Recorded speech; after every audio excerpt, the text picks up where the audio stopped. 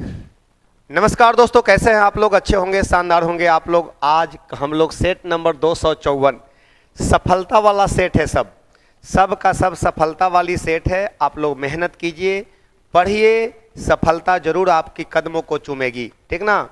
तो चलिए, आज के सेट में आप लोगों का कुछ बायोलॉजी का क्वेश्चन ज़्यादा है, ठीक ना, इसलिए आराम से पढ़िएगा। जहाँ नहीं समझ में आएगा, क्योंकि बायोलॉजी के बहुत सारे क्वेश्चन ऐसे रहते हैं जिसको आप लोग खुद जानते हैं, समझते भी हैं, और कुछ टर्मोलॉजी पर खाली ध्यान देना होता है इसमें, और कुछ भी नहीं होती है इसमें। बायोलॉजी में टर्मोलॉजी पर थोड़ा बहुत ध्यान देना है, बाकी सब ठीक ठाक है। ठीक है, ओके। हम लोग आ जाते हैं अपने अपने अपने अपने पहले क्वेश्चन की ओर। देखो भाई, उधर में है, इधर में कूट दिया हुआ है। भोजन के विभिन्न पोषक तत्वों के संदर्भ में भोजन के पोषक तत्व में कौन कौन आएगा? कार्बोहाइड्रेट भी आ जाएगा, प्रोटीन भी आएगा, फैट भी आएगा। ये सब भोजन के पोषक तत्व हैं। एगो बृहत पोषक तत्व होते हैं, एगो सूक्ष्म होते हैं। तो लो भाई, हम लोग करते हैं कि भोजन के विभिन्न पोषक तत्वों के संदर्भ में, फेवर में निम्नलिखित कथनों पर विचार कीजिए। कार्बोहाइड्रेट तथा वसा हमारे शरीर को मुख्य रूप से ऊर्जा प्रदान करते हैं। तो कार्बोहाइड्रेट भी देता है और आपका वसा भी देता है, लेकिन ज़्यादा ऊर्जा हमें कौन देता है? तो कहिएगा वसा से आपका ऊर्जा ज़्यादा प्राप्त होती है, मुख्य रूप से ऊर्जा प्रदान करते हैं। सही बात है ये। एक बात बताइएगा, सबसे तात्कालिक ऊर्जा कौन देता है? तो कार्बोहाइड्रेट पचने के बाद ग्लूकोज में बदल जाता है, उसी ग्लूकोज का ऑक्सीडेशन होता है, तब हम लोगों को एटीपी के रूप में ऊर्जा प्राप्त होती है। तो बताइएगा, एक ग्राम कार्बोहाइड्रेट लगभग 4 किलो कैलोरी ऊर्जा देती है। 1 ग्राम प्रोटीन भी 4 किलो कैलोरी लगभग ऊर्जा देती है, लेकिन 1 ग्राम फैट जो होती है 9 किलो कैलोरी ऊर्जा देती है। तो देखिए, 1 ग्राम कार्बोहाइड्रेट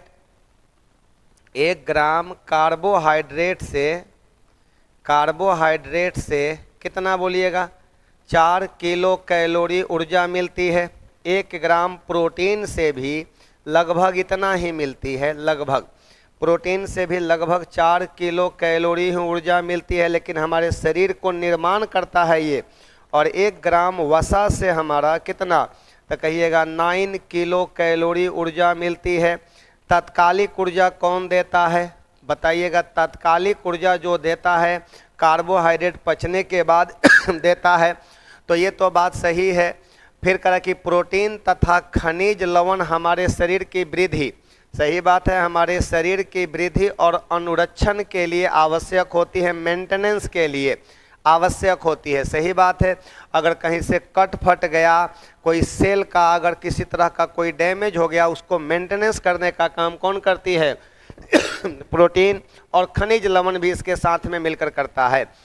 विटामिन हमारे शरीर की रोगों से रक्षा करने में सहायक होती है। सही बात है। विटामिन जो होता है ऊर्जा प्रदान नहीं करता है, ऊर्जा नहीं देता है। खनिज लवण भी ऊर्जा नहीं देता है। विटामिन की बात करते हैं तो ये जो होती है उत्प्रेरक का काम करता है, मतलब कि भोजन के उत्प्रेरक के रूप में काम करता है। ये कहिएगा, यह भोजन के उत्प्रेरक के रूप में काम करता है। उत्प्रेरक माने कैटलिस्ट के रूप में कार्य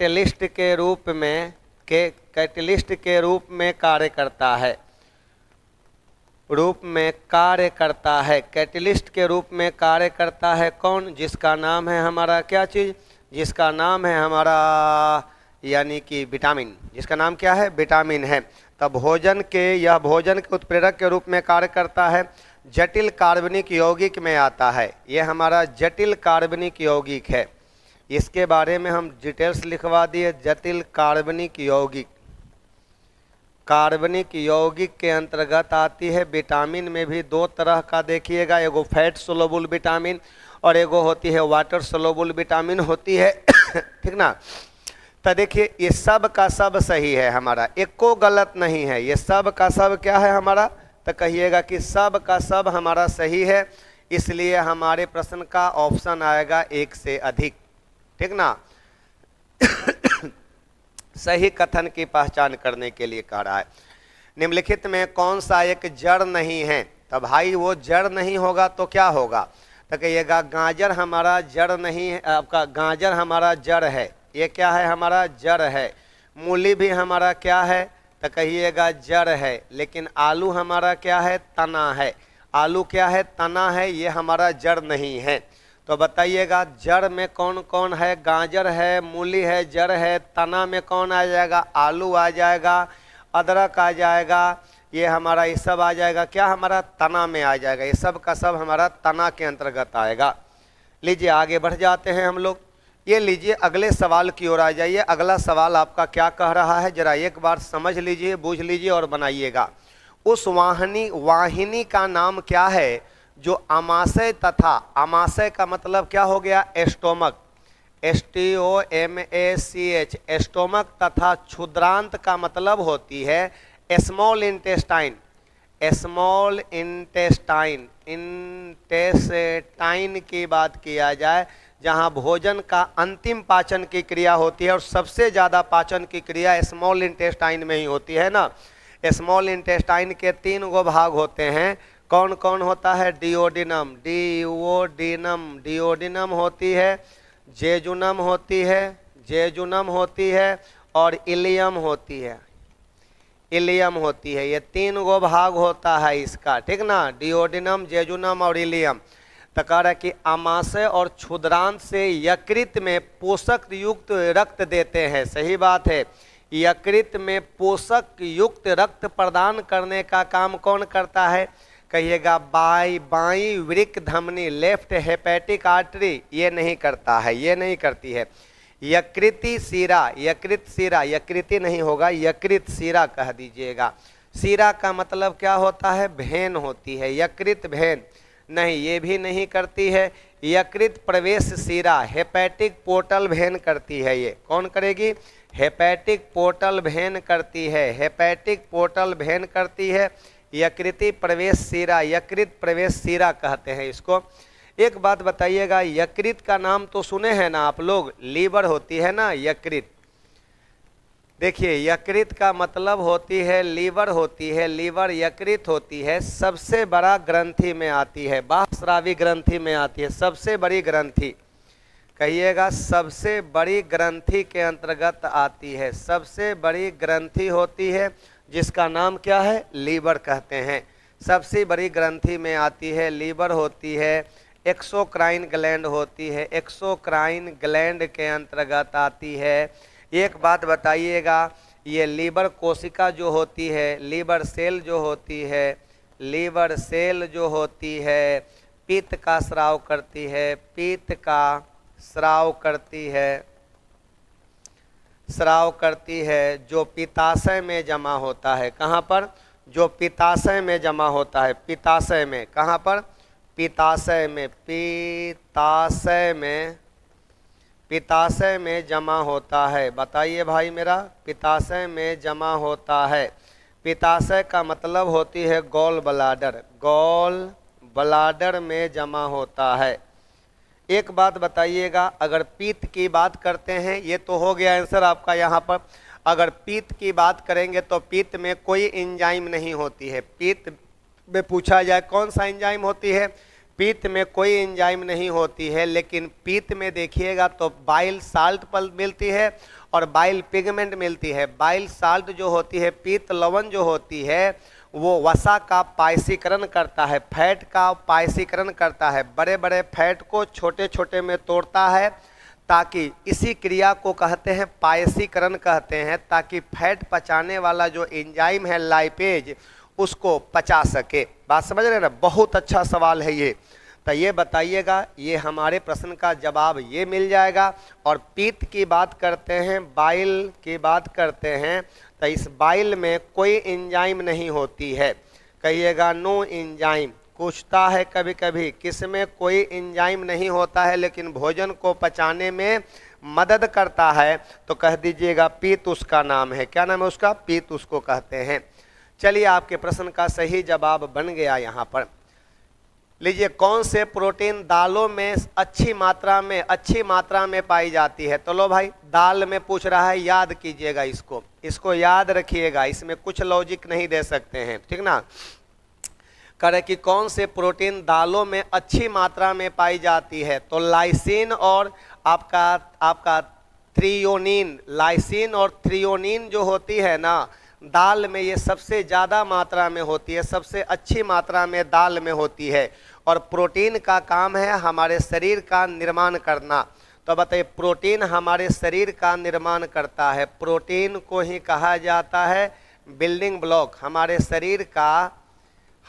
शरीर का बिल्डिंग ब्लॉक होती है, बिल्डिंग हमारे शरीर का निर्माण करती है, ये शरीर का निर्माण करती है, जिसका नाम क्या है, प्रोटीन नाम है, प्रोटीन नाम है। और प्रोटीन को पचाने के लिए कह दिया जाएगा कि बहुत हमारा बॉडी एंजाइम का सेक्रेशन करता है, जिसमें आपका आमाशय द्वारा आपका क्या चीज़ का तो कहिएगा पेप्सिन एंजाइम का, पेप्सिन का, उसके बाद में आपका अग्नाशय द्वारा आपका TAL ट्रिप्सिन का होती है। स्मॉल इंटेस्टाइन द्वारा भी हमारा क्या होती है SMELL, हाँ वहाँ SME इरिप्सिन एंजाइम होती है, क्या होती है इरिप्सिन। तो प्रोटीन को पचाता कौन कौन है भाई, प्रोटीन का पाचन कौन कौन करता है, तो ये हम आपको लिखवाएंगे, लेकिन रहने दीजिए अभी। हमारा ये रहा 1 नंबर इसका आंसर, याद रखिएगा इसको याद रखना है इसको। लंबी हड्डियों के सिरे पर लचीली संधि गद्दी होती है ना, गद्दियाँ किसकी बनी होती है, लो भाई यहाँ पर कहा है कि लंबी हड्डियों के सिरों पर, मेरी बात समझेंगे, जैसे मानकर चला जाए कि हड्डियाँ जहाँ पर 2 हड्डी होती है, तो हड्डी अगर ये दोनों हड्डी एक दूसरे के संपर्क में होगा, रगड़ खाएगा तो हड्डी घिसेगा, दिक्कत होगा, नुकसान होगा। इसलिए जहाँ 2 हड्डियाँ होती है वहाँ पर एक सॉफ्ट पदार्थ होती है जो गद्दी का काम करता है, उसी का तो नाम है हमारा कार्टिलेज कहते हैं, उसी को क्या बोलते हैं, कार्टिलेज के नाम से जानते हैं। ये जो होती है हड्डियों को मुलायम सतह प्रदान करती है, ये कहिएगा यह हड्डियों को, यह बोन्स को मुलायम सतह प्रदान करती है, मुलायम सतह प्रदान करती है, सतह प्रदान करती है, कौन, जिसका नाम है कार्टिलेज। यह हड्डियों को मुलायम सतह प्रदान करती है, जिसको हम लोग कार्टिलेज के नाम से जानते हैं, कार्टिलेज कहते हैं। एक बात बताइएगा, स्नायु बी नंबर में यहाँ मसल स्नायु, देखिए यहाँ क्या क्या कर दिया है पता नहीं है, यहाँ पर देखिए स्नायु, यहाँ रहने दो भाई मेरा, स्नायु की बात किया जा रहा है। तो स्नायु को इंग्लिश में कहा जाता है, इसको इंग्लिश में लिख दीजिएगा यहाँ पर, देखिए ये होती है लीगामेंट कहते हैं। तो लीगामेंट का काम है हड्डी को हड्डी से जोड़ता है, ये लीगामेंट जो होती है हड्डी को हड्डी से जोड़ती है, हड्डी को हड्डी से जोड़ती है, ये हड्डी को हड्डी से जोड़ने का काम करती है, कौन, जिसका नाम है लीगामेंट। लीगामेंट का काम क्या है, हड्डी को हड्डी से जोड़ती है। और एक वो होती है टेंडन, TENDON, टेंडन होती है, जिसको हम लोग कहते हैं कंडरा, क्या बोलते हैं, कंडरा कहते हैं। ये कहिएगा बोन टू मसल, कहिएगा बोन टू मसल। यह हड्डी को मांसपेशियों से जोड़ने का काम करती है, हड्डी को किससे, मांसपेशी से जोड़ने का यह काम करती है। चलिए यहाँ से आराम से पढ़िए, आराम से पढ़िए। कार्टिलेज हड्डियों को मुलायम सतह प्रदान करती है, सही बात है ना ये। तो भाई एक बार हम आपका कमेंट्स पढ़ लेते हैं। प्रीति कुमारी फिर कह रहा है कि पुष्पम कुमारी, कार्टिलेज हड्डियों के जोड़ों पर एक चिकनी और मुलायम सतह प्रदान करती है, सही तो बात है, जिसमें हड्डियां बिना घर्षण के ही आसानी से मुड़ती है। 2 हड्डियों के बीच में खाली जगह, देखिए 2 हड्डियों के बीच में, 2 हड्डियों के बीच में देखिएगा एक लिक्विड रहता है, जिसको साइनोवियल फ्लूइड भी आगे मिलेगा, कभी ना कभी क्वेश्चन में मिल जाएगी। लीजिए ये हो गया उपास्थि, हो गया कार्टिलेज, हो गया कार्टिलेज, सही जवाब हो गया C नंबर ऑप्शन। अगला है कि द्विनिषेचन की प्रक्रिया, बायोलॉजी भरा हुआ है यार, आज बायोलॉजी भरा हुआ है एकदम, समझ लीजिए कि कह रहा है कि डबल फर्टिलाइजेशन, द्विनिषेचन की क्रिया में डबल फर्टिलाइजेशन, सिंगल फर्टिलाइजेशन नहीं है, डबल फर्टिलाइजेशन की क्रिया में 2 नर युग्मक बताइए, नर युग्मक की बात करते हैं, नर युग्मक, दो नर युग्मकों का संयोजन होता है क्या? दोनों नर युग्मक जुड़ जाएगा तो डबल फर्टिलाइजेशन हो गया। अरे यार, फर्टिलाइजेशन में एगो मेल और एगो क्या फीमेल रहेगा तभी ना, मेल गैमिटी और फीमेल गैमिटी मिलेगा तो कह देंगे कि ये सेक्सुअल रिप्रोडक्शन में आती है। सेक्सुअल रिप्रोडक्शन में मतलब कि लैंगिक जनन में गैमिटी, मेल गैमिटी और फीमेल गैमिटी दोनों भाग लेता है, दोनों मिलेगा तभी ना फर्टिलाइजेशन होगी।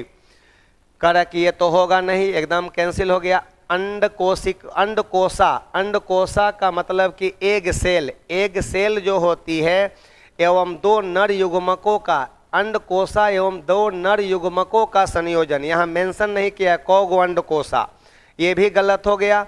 पर करा कि एक नर युग्मक का, एक नर युग्मक का, देखिए यहाँ एक नर युग्मक का अंड एग सेल से, एक नर युग्मक का एग सेल से तथा दूसरे का द्वितीय केंद्रक से संयोजन, हाँ ये होती है, ये डबल फर्टिलाइजेशन में ये होगी, ये डबल फर्टिलाइजेशन के अंतर्गत ये होती है।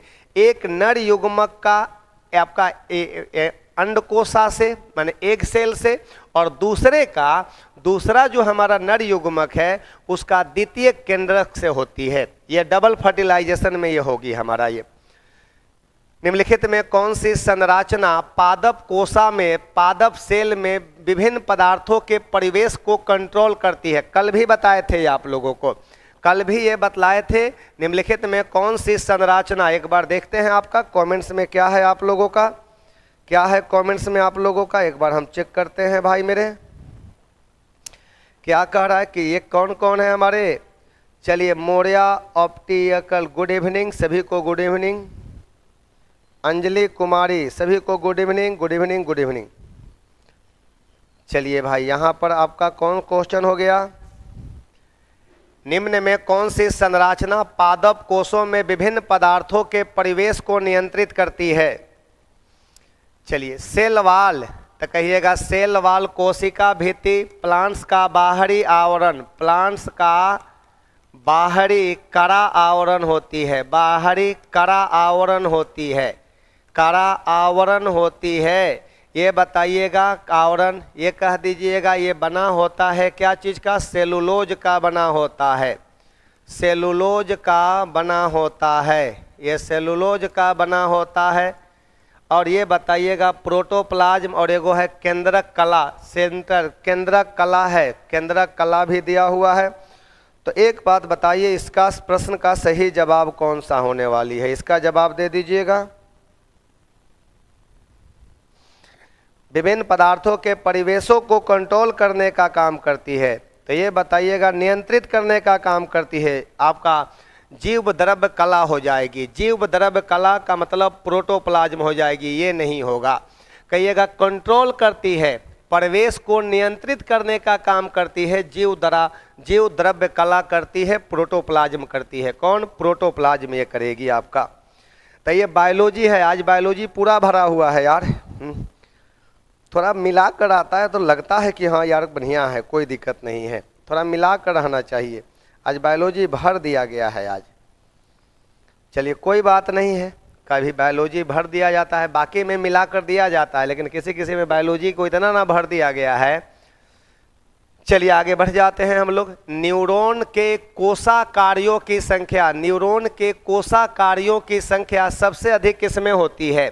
एक बात बताइएगा, न्यूरॉन सेल सबसे ज़्यादा कहाँ देखने को मिलता है? न्यूरॉन सेल सबसे ज़्यादा तो खोपड़ी में ना मिलेगा, ब्रेन में ना मिलेगा न्यूरॉन सेल, कहा जाएगा तंत्रिका तंत्र की इकाई को क्या बोला जाता है? न्यूरॉन कहा जाता है। तंत्रिका तंत्र की इकाई, तंत्रिका तंत्र में देखिएगा तो इसमें क्या मिलेगा? न्यूरॉन मिलेगा, NEURON, न्यूरॉन मिलेगा। और सही बात है कि तंत्रिका तंत्र में न्यूरॉन मिलेगा, और ये कह रहा है कि न्यूरॉन के कोश कार्यों की संख्या सबसे अधिक किसमें होती है? तो ये ब्रेन में होती है, मस्तिष्क में, जीभ में, रेटिना में नहीं, गलत हो गया। अगले नंबर पर आ जाते हैं। अधोलिखित में कौन सा विटामिन एवं उसकी कमी वाले रोग सुमेलित नहीं है? चलिए अब यहाँ पर बता दीजिएगा इसका सही जवाब। कैल्सीफेरॉल विटामिन डी का केमिकल नाम है, विटामिन डी का केमिकल नाम कैल्सीफेरॉल है। इसी विटामिन को हार्मोन भी कहा जाता है और ये विटामिन सन से प्राप्त होती है। अभी मत कहिएगा कि दिन भर सन में रहिएगा तो मिलेगा, गलत हो जाएगा ना। कहिएगा दिन भर नहीं रहना है भाई। अब ये देखिए विटामिन डी हो गया, ये इसी को हम लोग हार्मोन भी कहते हैं। ये जो लिख रहे हैं उसको याद रखिएगा, हार्मोन के नाम से भी जानते हैं। नियासिन किसको कहते हैं? विटामिन B3 को कहा जाता है नियासिन। और इसके वजह से क्या होती है? कहिएगा पेलाग्रा रोग होती है, चर्मदाह रोग होती है, ठीक ना। राइबोफ्लोविन किस विटामिन का केमिकल नाम है? तो कहिए विटामिन B2 का केमिकल नाम है। विटामिन B2 का केमिकल राइबोफ्लोविन होती है। और ये कह रहा है कि बेरी बेरी, गलत हो गया ना। ये बेरी बेरी जो होती है यह विटामिन B1 की कमी से, यह विटामिन B1 की कमी से होती है, कमी से होती है। और ये गलत हो गया हमारा, विटामिन B1 की कमी से होती है। तो बताइएगा हमारे प्रश्न का रियल में जवाब, सही में जवाब कौन आ रहा है? सी नंबर कह रहा है कि सुमेलित नहीं है। इस पर भी ध्यान देना है आपको, सुमेलित नहीं ना है, ये नहीं है सुमेलित ये। चलिए आगे बढ़ जाते हैं। एक बार हम आपका कमेंट्स पढ़ लेते हैं। कितने हैं कमेंट्स में? Vitamin D calciferol, yes vitamin D का केमिकल नाम है कैल्सीफेरॉल नाम है। नियासिन विटामिन B3, अवश्य अवश्य अवश्य। अगर विटामिन की बात करेंगे तो विटामिन में भी दो तरह का होता है। एगो फैट सोलोबुल विटामिन, सुनिए विटामिन को दो भागों में बांटेंगे तो एगो फैट सोलोबुल विटामिन होती है, सोलोबुल विटामिन, और एक होता है हमारा क्या होती है? Water soluble vitamin. कहिएगा वाटर सोलोबुल विटामिन होती है, वाटर सोलोबुल विटामिन। तो बताइए मेरे भाई, वाटर सोलोबुल विटामिन में बी कम्प्लेक्स एंड कह दीजिएगा विटामिन सी आ जाएगा। बी कम्प्लेक्स में सब आ जाएगा, B1 B2 B3 ये सब आ जाएगा जितना है बी में। और इसके अंतर्गत आता है ADEK, एडेक होती है, ये एडेक होती है, ये सब फैट सोलोबुल विटामिन में आती है। तो बताइए राइबोफ्लोविन वाला गलत है ना। कह रहा है कि इसकी कमी से बेरी बेरी रोग होती है। नहीं सर, इसकी कमी से यहाँ पर देखिए बेरी बेरी नामक बीमारी विटामिन B1 जिसको थायमीन कहते हैं, क्या बोलते हैं? थायमीन कहते हैं केमिकल नाम। तो सब विटामिन का केमिकल नाम याद रखिएगा। और आप लोग बताइएगा विटामिन का खोज किसने किया था? विटामिन का खोज किसने किया था? सब लोग बताइए, एक साथ जवाब दे दीजिए हमें, एक साथ जवाब दे दीजिए। विटामिन का खोज किसने किया था? नहीं बनेगा? बनाइए बनाइए। विटामिन का खोज सी फंक ने किया था। निम्नलिखित में कौन सा प्रक्रम प्रकाश संश्लेषण में सम्मिलित है? सुनिए, प्रकाश संश्लेषण का मतलब फोटोसिंथेसिस। प्रकाश संश्लेषण में बताइएगा किस गैस का यूज किया जाता है? CO2 गैस का। और प्रकाश संश्लेषण में भाग कौन कौन लेता है? तो सबसे पहली बात CO2 कह दीजिएगा प्लस H2O। और यहाँ पर कह देना है सनलाइट, सनलाइट हो गया। और यहाँ होती है क्लोरोफिल होती है, क्लोरोफिल होती है। सुनिए मेरी बात, कहेंगे कि CO2 गैस आप उसके बाद में जल, ये दोनों रॉ मटेरियल है, कच्चा पदार्थ है। और प्रकाश संश्लेषण की क्रिया में CO2 H2O सनलाइट और क्लोरोफिल का काम है प्रकाश ऊर्जा का अवशोषण करना। किसका अवशोषण करना? प्रकाश ऊर्जा का अवशोषण करता है। ये प्रकाश ऊर्जा का अवशोषण करता है, अवशोषण करता है। क्या मिलता है? तो यहाँ पर हम लिख देने जा रहे हैं, यहाँ पर C6 हो गया, H12 हो गया, O6 हो गया, प्लस में कह देंगे H2O और प्लस में कह दीजिएगा O2 कह दीजिएगा। ये दोनों अपशिष्ट पदार्थ में आता है। ऑक्सीजन और H2O जलवाष्प इसका अपशिष्ट पदार्थ है। इसका मेन पदार्थ इसका खुराक है। खुराक माने क्या? भोजन है। ये कार्बोहाइड्रेट है। अब इसको बैलेंस करना है तो कर सकते हैं। सुनिए, अगर आपके घर में ज़्यादा खाना बन गया है, आपके घर में ज़्यादा खाना बन गया है तो उसको फेंक देते हैं कि रख देते हैं? उसको हम लोग आपका रख देते हैं, उसको संचित कर देते हैं। कहीं पर भी संचित कर देते हैं, फ्रिज में रख देते हैं हम लोग। और फिर उसको बाद में यूज करते हैं कि नहीं, नहीं खाना बनाएंगे तो यूज करेंगे ना। तो वही बात यहाँ पर भी है, प्लांट्स ने अपना भोजन बनाया और भोजन जब बच जाता है तो वो बताइएगा स्टार्च के रूप में उसको स्टोर कर लेता है। किस रूप में? स्टार्च के रूप में उसको जमा कर लेता है और फिर बाद में उसका यूज करता है। तो एक बात बताइएगा, वही बात कह रहा है, तो हम तो सारा कुछ आपको बता दिए यहाँ पर। स्थितिज ऊर्जा मुक्त होकर प्राप्त ऊर्जा बनाती, प्राप्त में यानी कि नहीं, स्थितिज ऊर्जा मुक्त थोड़े होती है, नहीं, गलत हो गया। प्राप्त में ऊर्जा स्थितिज ऊर्जा में परिवर्तित होती है, गलत हो गया। भोजन ऑक्सीकृत होकर, भोजन क्या होकर? ऑक्सीकृत होकर, इसमें जल का ऑक्सीकरण होता है, जल के ऑक्सीकरण से ऑक्सीजन प्राप्त होता है और CO2 के अवकरण से आपका C6H12O6 में C6H12 ग्लूकोज प्राप्त होती है। जल ऑक्सीकृत होकर कार्बन डाइऑक्साइड और जल मुक्त करता है। सुनिए मेरी बात, अब यहाँ देखिए, आपका प्राप्तमय ऊर्जा स्थितिज ऊर्जा में परिवर्तित होती है, प्राप्तमय ऊर्जा स्थितिज ऊर्जा में परिवर्तित होती है और संचित हो जाती है। भोजन ऑक्सीकृत होकर कार्बन डाइऑक्साइड और जल मुक्त करता है। नहीं, कहिएगा कि हमारे शरीर में जैसे कि हम लोग कहते हैं कि ग्लूकोज का ऑक्सीडेशन होता है, तो ग्लूकोज पहले पायरुवेट में टूटता है और तब उस पायरुवेट का ऑक्सीजन के प्रेजेंटेशन में माइटोकॉन्ड्रिया के मैट्रिक्स में क्रेब्स साइकिल क्रिया द्वारा वो CO2, H2 और ATP के रूप में ऊर्जा देता है। तो ये हम लोगों में होगा और यहाँ प्रकाश संश्लेषण के लिए पूछ रहा है, तो कहिएगा प्राप्तमय ऊर्जा आपका स्थितिज ऊर्जा में परिवर्तित होती है, स्टोर हो जाती है और उसके बाद में और संचित हो जाती है। किस रूप में? कहिएगा स्टार्च के रूप में। हाँ, ये सही है हमारा, ये वाला सही कर दीजिएगा आप लोग, ठीक ना, इसको आप लोग सही कर लीजिएगा, बी नंबर ऑप्शन सही होगा। कहिएगा प्लांट्स में संचित भोजन, संचित भोजन बराबर कह दीजिएगा स्टार्च होती है जिसको मंड कहा जाता है। क्या बोलते हैं? मंड के नाम से जानते हैं। तो वही बात है कि प्राप्त में ऊर्जा जो इंटरनल भोजन होती है, ये कौन भोजन? कहिएगा आंतरिक भोजन होती है, आंतरिक भोजन, आंतरिक भोजन कह दीजिएगा, आंतरिक भोजन होती है ये, ठीक ना। कौन भोजन है ये? आंतरिक भोजन में आती है हमारा ये। एक बात बताइएगा, प्लांट्स में जो परिवहन भोजन होती है, जो प्लांट्स में परिवहन वाला भोजन होती है ना, परिवहन भोजन होती है, वो कौन सा होती है? परिवहन भोजन अगर पूछ दिया जाए कि प्लांट्स में परिवहन भोजन होता है, सुक्रोज होती है, सुक्रोज। चलिए इसको आप रखिए, ये हमारा सही ऑप्शन बन रही है। लीजिए, अपरा या प्लासेंटा किसमें बनता है? अपरा या प्लासेंटा किसमें बनता है? आप ही लोग बताइएगा। प्रोटोथीरिया में। तो कहिएगा प्रोटोथीरिया का मतलब कि वैसा स्तनधारी जो अंडा देता है, वैसा स्तनधारी, कहिएगा स्तनधारी जो अंडे से बच्चा उत्पन्न करता है, जो अंडा से बच्चा उत्पन्न करता है, तो कहिएगा अंडा देने वाला स्तनधारी। ये कह देंगे अंडा, अंडा देने वाला स्तनधारी लिख दीजिए, हटाइए, अंडा देने वाला स्तनधारी हो गया, स्तनधारी।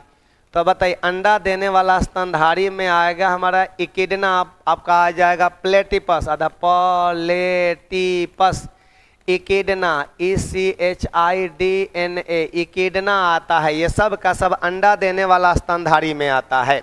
तो इसका मतलब कि स्तनधारी भी अंडा देता है, और जो अंडा देता है क्या उसमें आप लोग प्लासेंटा देखेंगे? नहीं देखेंगे।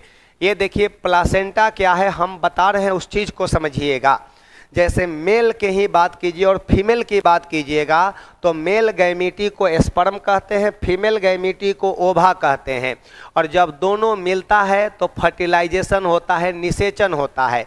निषेचन के बाद जाइगोट का निर्माण होती है, और वो जाइगोट जो होती है भ्रूण का निर्माण करती है, और भ्रूण के बाद प्रेगनेंसी होती है, और तब प्रेगनेंसी के बाद चाइल्ड का डेवलपमेंट होती है, ठीक ना। तो एक बात बताइएगा, वो जो भ्रूण होता है चारों तरफ से एक झिल्ली के द्वारा घिर जाता है, जिस झिल्ली को प्लासेंटा कहते हैं। क्या बोलते हैं? प्लासेंटा। तो भैया जब बचवा होगा तभी ना भ्रूण होगा, तभी ना वो झिल्ली से घिरेगा। तो बताइए किस में देखने को मिलेगा? अंडा देने वाला स्तनधारी में मिलेगा? नहीं। कहिएगा यूथीरिया में मिलेगा, यूथीरिया में आएगा। यूथीरिया का मतलब हो गया हमारा स्तनधारी का सबसे विकसित आपका क्या होती है, समूह होती है, सबसे विकसित समूह यूथीरिया होती है। कहिएगा सबसे विकसित स्तनधारी का समूह, सबसे विकसित स्तनधारी होती है, स्तनधारी होती है। और इसका जो होती है भ्रूण जो होती है प्लासेंटा द्वारा घिरा होता है और उसी के द्वारा ये भोजन ग्रहण करता है और बेकार पदार्थों को बॉडी से बाहर भी निकालता है। यही है हमारा। और सरीसृप का मतलब होता है रेप्टाइल्स, और रेप्टाइल्स में देखिएगा तो जनरली जो होता है अंडा देता है। रेप्टाइल्स में जनरली अंडा देता है, लेकिन कुछ रेप्टाइल्स ऐसे भी होते हैं जो बच्चा देते हैं, लेकिन उसका जो प्लासेंटा होता है इसके जैसा विकसित नहीं होता है। समझ गए ना? तो एक बात बताइएगा, ये प्लासेंटा का और नाम पूछता है, प्लासेंटा, PLS प्लासेंटा कहते हैं, इसी को हम लोग अपरा कहते हैं, इसी को हम लोग गर्भनाल के नाम से जानते हैं, इसी को हम लोग आफ्टर बर्थ के नाम से भी जानते हैं। हो गया यार। अब ये बताइएगा, ये जो होती है ना, ये पोषण और उत्सर्जन दोनों का काम करता है। और जब बच्चा जन्म ले लेता है तो इसको डिस्कनेक्ट किया जाता है, इसको काट कर अलग कर दिया जाता है। कहिएगा यह पोषण तथा उत्सर्जन, पोषण तथा उत्सर्जन दोनों का काम करता है, दोनों का कार्य करता है, दोनों का कार्य करता है। यह पोषण तथा उत्सर्जन दोनों का कार्य करता है। तो बताइएगा हमारे प्रश्न का सही जवाब यूथेरिया आ जाएगा। बात समझ गए ना? क्वेश्चन आया कि प्लेटिपस, प्लेटिपस कैसा स्तनधारी है, अंडा देने वाला कि बच्चा देने वाला? अंडा देने वाला है। बच्चा देने वाला स्तनधारी में कौन आ जाएगा? यूथेरिया आएगा। सबसे विकसित स्तनधारी जो अंडा बच्चा को जन्म देता है। ये चलिए बन गया ना, ये एकदम सही जवाब। अगला नंबर, अभी बायोलॉजी मिल रहा है यार, अभी बायोलॉजी की झड़ी है आज बायोलॉजी खाली मिल रहा है। बाप रे बाप, फिजिक्स व केमिस्ट्री अभी मिलना चाहिए ना यार। अब लीजिए, अब देखिए हम क्या है, कमेंट्स व आपका बहुत दूर ना है। एक किडना प्लेटिपस, एकदम सही जवाब। अरे वाह वाह, गजब का। प्लासेंटा अपरा आपका है क्या है, गर्भ आफ्टर बर्थ। बहुत अच्छा, बहुत अच्छा। इसका मतलब कि आप लोग अब हमारी बातों का अनुसरण करने लगे हैं। अब हम जितनी बातें बगल में लिखेंगे वो आपके एग्जाम में छपने वाली पॉइंट होगी, ठीक ना? हम जितनी बातें लिखेंगे ना वो सारा का सारा पॉइंट पेपर में छपेगी आपकी, उसी के इर्द गिर्द क्वेश्चन मंडराएगा। और पढ़िए, पास करना है तो आपको पढ़ना है। सुनिए, हम हर एक पॉइंट के बगल में हम जहाँ पर लिखने की जरूरत है वो हम लिख रहे हैं। क्वेश्चन आएगा कि इनमें से कौन पोषण तथा उत्सर्जन दोनों का काम करेगा। यहाँ पर देखिए सब बातें बताए हैं, कौन सा विटामिन हार्मोन कहलाता है। एक बात बताइए, ये वाला है कंडरा, क्या है? ये हड्डी को मांसपेशी से जोड़ने का काम करती है ना ये। तो ये सब चीज़ों पर थोड़ा ध्यान देना है आपको। लीजिए, निम्नलिखित में कौन सा असत्य है? आपका सिस्टोल में हृदय के कोष्ठ सिकुड़ते हैं, सही बात है। एक बात बताइएगा, सिस्टोलिक प्रेशर और डायस्टोलिक प्रेशर होती है। सिस्टोल में क्या करती है, हृदय के जो कोष्ठक होते हैं वो क्या करते हैं, सिकुड़ते हैं, सही बात है। और ये बताइए, अनुशीतलन माने डायस्टोल होती है, में हृदय के कोष्ठ रक्त से भरकर फूल जाते हैं। सिस्टोल होते हैं और डायस्टोल होते हैं, सिकुड़ते हैं और ये फैलते हैं एगो, ठीक है। ये तो दोनों सही है हमारा। और असत्य के बारे में पूछ रहा है, हृदय जितना रक्त ढकेलता है उससे कम रक्त प्रति मिनट सिराओं द्वारा हृदय में वापस आता है। कहिएगा नहीं, ये हमारा गलत हो गया। एक बात बताइएगा, हम आपसे पूछेंगे कि नॉर्मल, एक स्वस्थ व्यक्ति का नॉर्मल बीपी की बात करेंगे तो एक कह देते हैं 120/80 mm ऑफ Hg कह देते हैं, कहते हैं ना। 120 बटा आपका 120/80 mm ऑफ Hg, ये होती है सिस्टोलिक प्रेशर। सिस्टोलिक प्रेशर होती है, सिस्टोलिक प्रेशर होती है। और ये हमारा होती है DIASTOLIC, डायस्टोलिक प्रेशर होती है। ये हमारा डायस्टोलिक प्रेशर होती है। तो एक बात बताइएगा, नॉर्मल बीपी कितनी होती है और ये बीपी को मापने वाला यंत्र कौन है? एक दिन और बताए थे, बीपी मापने वाला यंत्र HW में बोलिएगा आप लोग, HW में है बीपी मापने वाला यंत्र, यंत्र बराबर बराबर डैश डैश डैश डैश। आप लोगों के लिए प्रश्न बन गया ये, हर एक दिन आप लोगों को प्रश्न देंगे ना कुछ कुछ, तब आप लोग सुधरिएगा, और नहीं तो आप लोग भाई एकदम बर्बाद कर दीजिएगा। हृदय जितना रक्त ढकेलता है उससे कम रक्त प्रति मिनट शिराओं द्वारा हृदय में वापस आता है।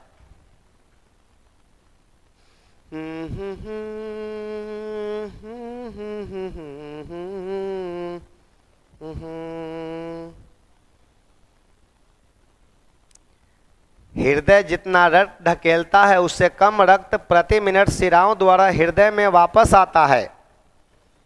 गलत है ना ये? एकदम गलत हो गया। चलिए आगे बढ़ जाते हैं, और आप लोगों का हमने एक क्वेश्चन भी दे दिया। यदि माता पिता में से एक का रुधिर वर्ग AB है और दूसरे का O है, तो उनके बच्चों का संभावित रुधिर वर्ग क्या होगा? हम जो बतला रहे हैं उस पर ध्यान दीजिएगा आप लोग, ठीक ना? हम जो बतला रहे हैं उस पर ध्यान देना है। अगर A है, ब्लड ग्रुप A है, तो इसका आप लोग पहले देख लीजिएगा कि कौन कौन होगा। IA होगा और I होगा, ठीक ना? यहाँ पर B है तो आप इसको कह दीजिएगा IB और क्या होगा? I होगा। यहाँ पर अगर AB है तो क्या बोलिएगा? कहिएगा IA होगा और IB होगा, ठीक है? अगर O है तो आप लोग इसको कह दीजिएगा I होगा और यहाँ पर I होगा। ये चीज़ को समझ लीजिए आप लोग। अगर ब्लड ग्रुप A है तो इसमें IA और I होगा, B है तो IB और I होगा, AB है तो IA IB होगा, O है तो II होगा, ठीक है? ये चीज़ समझ लीजिए। अब अगर मानकर चलिए कि यहाँ पर कह रहा है कि माता का कौन है? माता का AB है और पिता का क्या है? O है। तो हम यहाँ पर कह दे रहे हैं AB कह दे रहे हैं और यहाँ O कह दे रहे हैं। तो इसको लिए बताइए तो ये क्या होने वाला है? IA और क्या है? IB हो गया। और फिर बताइएगा यहाँ पर I है और यहाँ पर भी क्या है? I है। अब यहाँ पर बता दीजिए आप लोग क्या होने वाली है। अब यहाँ पर ये रहा हमारा, तो ये क्या बनेगा? IA और I बन जाएगा हमारा। ये बताइएगा यहाँ पर ये हो गया, तो ये कह दीजिएगा IA और क्या हो गया? I हो गया। फिर यहाँ पर ये हो गया हमारा, तो कहिएगा IB और क्या हो गया? I हो गया। फिर यहाँ पर ये हो गया तो कहिएगा IB और क्या हो गया? I हो गया। और बताइए IA और I माने क्या है? यहाँ पर A हो गया ब्लड ग्रुप। फिर बताइएगा यहाँ पर भी हमारा A ही होगा, यहाँ पर B हो गया, यहाँ पर B हो गया। अगर माता का ब्लड ग्रुप AB है, पिता का O है, माता का AB है, पिता का O है, तब बच्चों के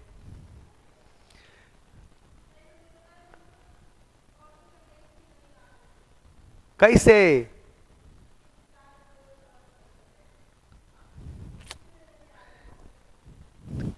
तो अब बता दीजिएगा, अगर माता का ब्लड ग्रुप AB है, पिता का O है, या ये उल्टा भी लिख सकते हैं, तब बच्चों में संभावित ब्लड ग्रुप क्या होगा? तो कहिएगा या तो A होगा या तो B होगा। A या B होगा, A या B होगा। एकदम कबर गया। अब आप लोगों के लिए एगो छोटा सा नगीना क्वेश्चन दे रहे हैं, नगीना दे दें।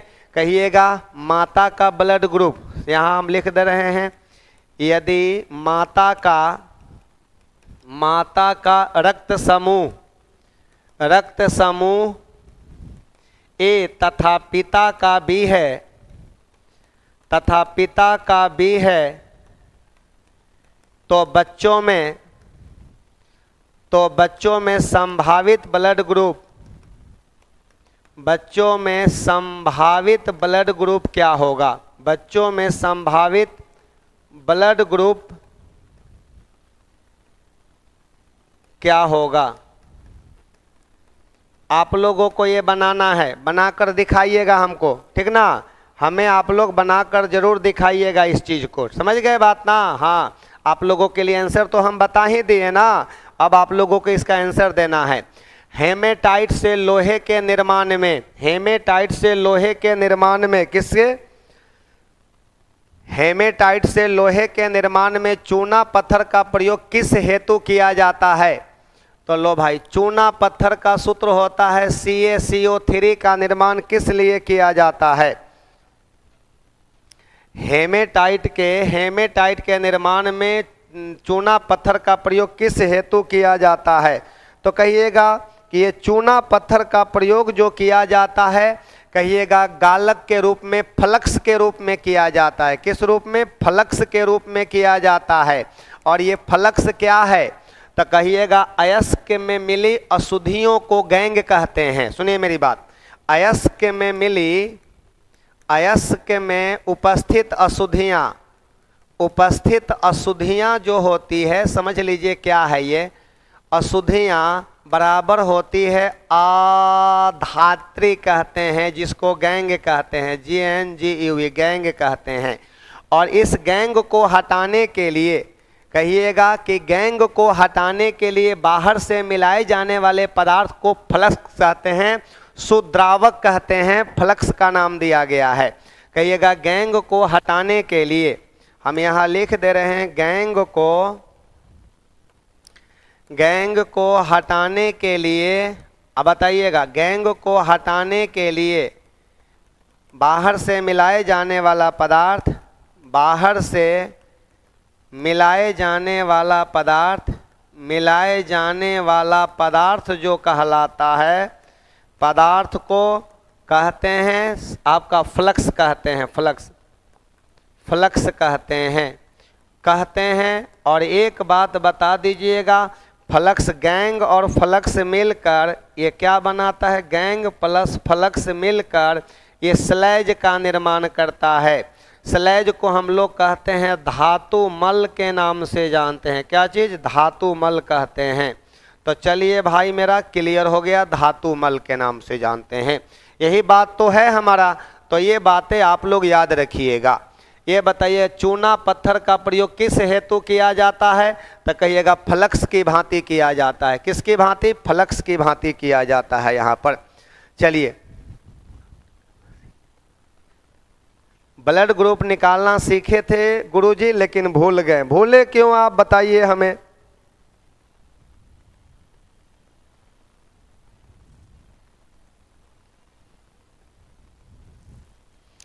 सिल्का उल्का को हटाकर बनाते हैं। चलिए आगे बढ़ जाते हैं हम लोग, अब अगले नंबर पर आ जाते हैं। अगला क्या है? जैव पदार्थ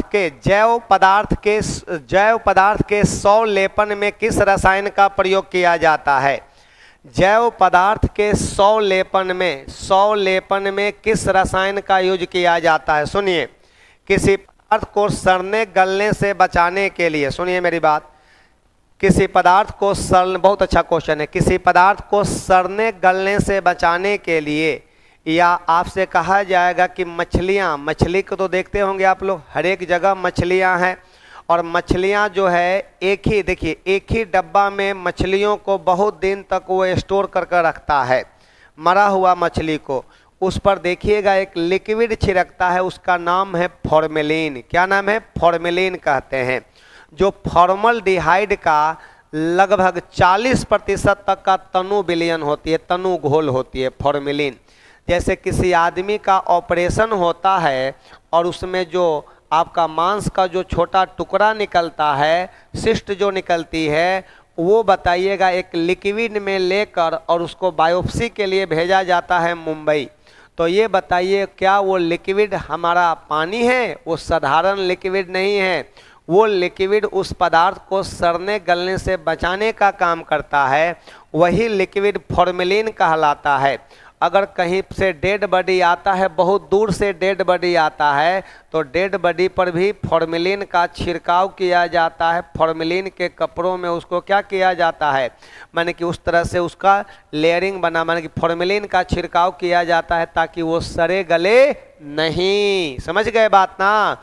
तो ये बताइएगा, जैव पदार्थ के 100 लेपन में किस रसायन का यूज किया जाता है? तो फॉर्मेलिन का यूज किया जाता है। और ये बता दीजिएगा, फॉर्मेलिन जल में फॉर्मल्डिहाइड होती है। सुनिए मेरी बात, कहेंगे कि फॉर्मल्डिहाइड HCHO होती है, इसी का नाम है मीथेनॉल। इसी का नाम है फॉर्मलडिहाइड। फॉर्मलडिहाइड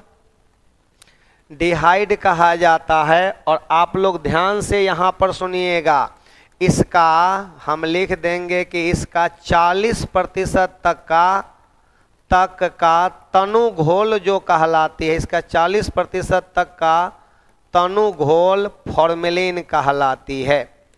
क्या कहलाएगा? फॉर्मेलिन कहलाता है, जिसका उपयोग परिरक्षक के रूप में किया जाता है, प्रिजर्वेटिव के रूप में किया जाता है। किस रूप में? परिरक्षक के रूप में किया जाता है, जिसका उपयोग परिरक्षक प्रिजर्वेटिव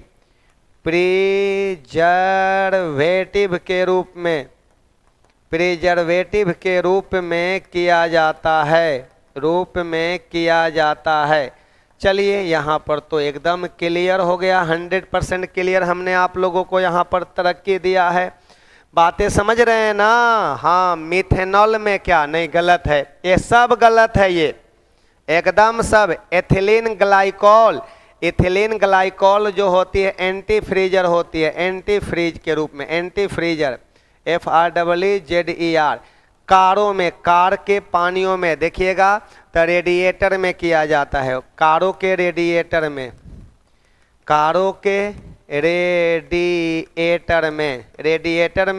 पानी के नहीं जमने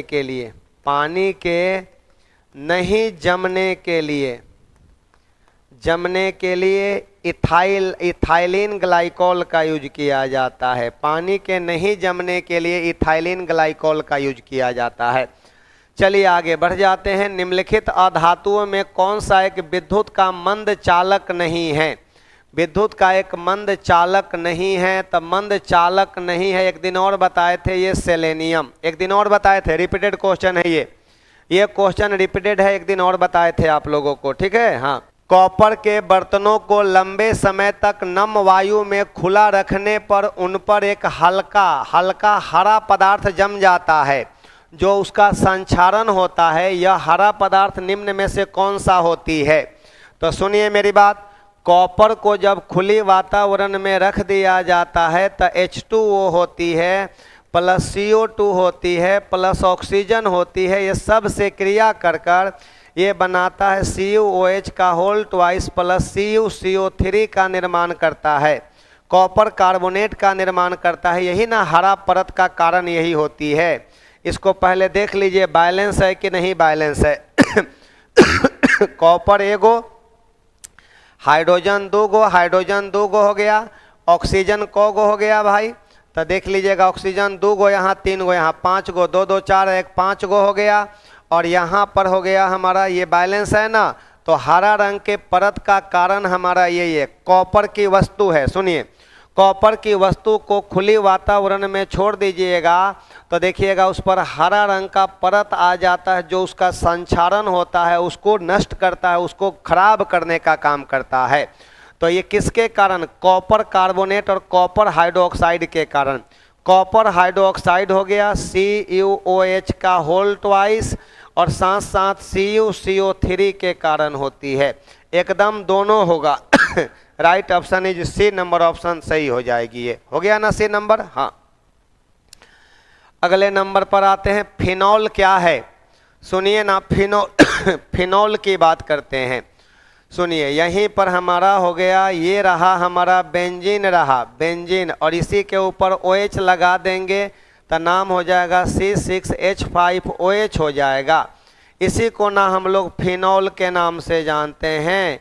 यही होती है फिनॉल, और इसी फिनॉल का नाम है कार्बोलिक अम्ल। क्या बोलेंगे? कार्बोलिक अम्ल के नाम से जानते हैं।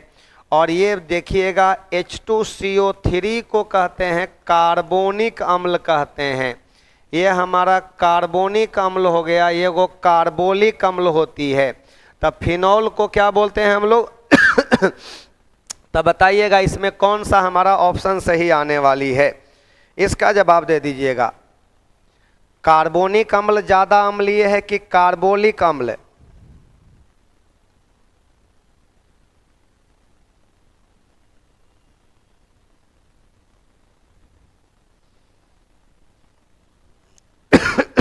बता दीजिए कौन सा आंसर होगा सर।